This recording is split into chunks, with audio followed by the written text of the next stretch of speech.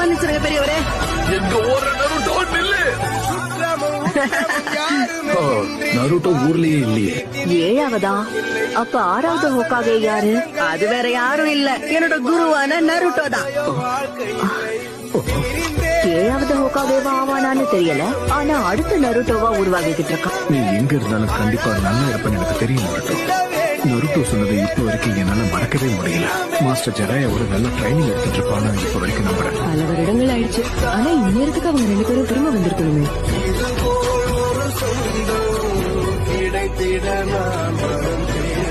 ஒரு நிமிஷம், அது கண்டிப்பா அவன் தானா? சந்தேகமே இல்ல, அவன்தான். உங்களை நாங்க எதிர்பார்க்கலையே. ஊருக்குள்ள உங்களுக்கு ஒரு சர்ப்ரைஸ் காத்திருக்கு. ஆமா, எங்களுக்கு இன்ப அதிர்ச்சியா இருந்தது. எதை பத்தி பேசுறீங்க? வாய்ப்பே இல்ல.